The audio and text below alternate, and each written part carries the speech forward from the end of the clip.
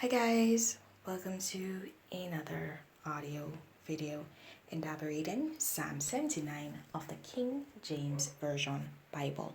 And it reads, O God, the heathen are come into thine inheritance, thy holy temple have they defiled, they have laid Jerusalem on heaps. The dead bodies of thy servants have they given to be meat unto the fowls of the heaven, the flesh of thy saints unto the beasts of the earth. Their blood have they shed like water round about Jerusalem, and there was none to bury them. We are become a reproach to our neighbors, a scorn and derision to them that are round about us. How long, Lord, wilt thou be angry forever?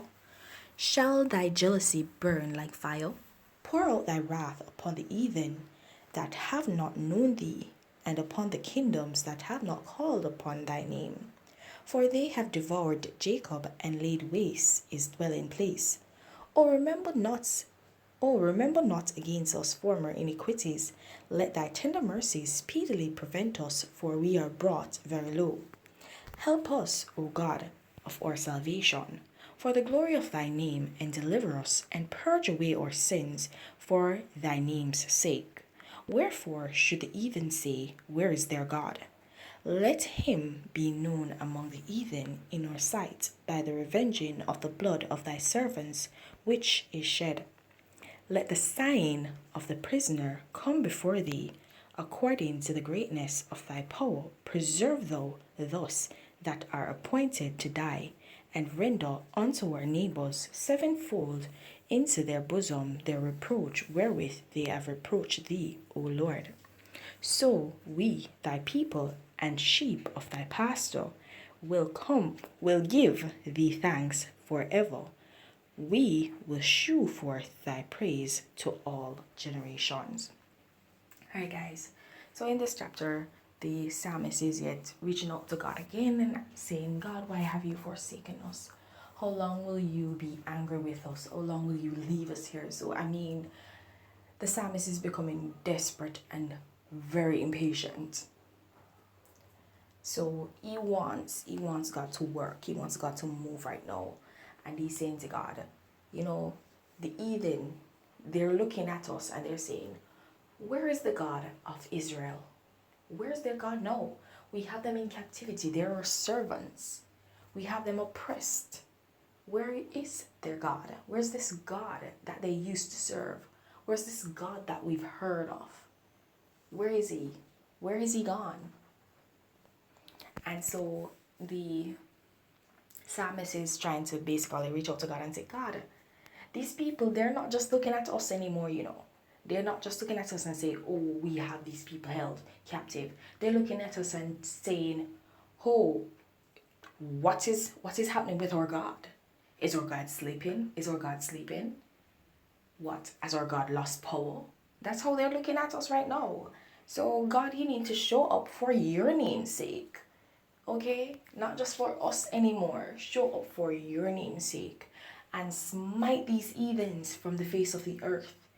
And actually bring your people back. Release your people from captivity. Save your people for your name's sake. Not for our sake, but for your name's sake. Because you said that we are your people. So if we are your people, then when others look at us, they basically associate your name with us. And in us being held captive, it is giving the insinuation, it is insinuating that, okay, our God is not powerful. And that is not the case. So show up and fight your battle. This is your battle also. Fight your battle. And so basically, that's what I get from this psalm, what the psalmist is saying from the psalm. Okay? And guys, we've seen where the children of Israel, they've turned against God like 1,000,001 times. They've basically caused God's wrath to come upon them, like we saw in the previous chapter, in the previous psalm. They've caused God's wrath to be turned on them so many times. countless times. And so here it is, that this is basically the same approach they've always taken. Remember, God, it's for your name's sake. And here it is again. But that's the thing, because God has made the promise that he actually would be their God and they his people, then he won't return back. He won't turn on his word. So he will actually show up and he will actually ensure that he keeps his word. And this is basically what the children of Israel continually use to basically save themselves from damnation. Alright, but guys, we need to honor God in the best way we can so that we will not turn the Lord's wrath to us, because we do not know how long he will allow us to remain in captivity. We do not know how long he will allow us to basically face the consequences of actually turning our backs on him. And we don't want that to happen, because we don't know if it will go to our second or third generation. We do not know. And so we want to basically sow the best seeds we can so that we may be able to reap the rewards later.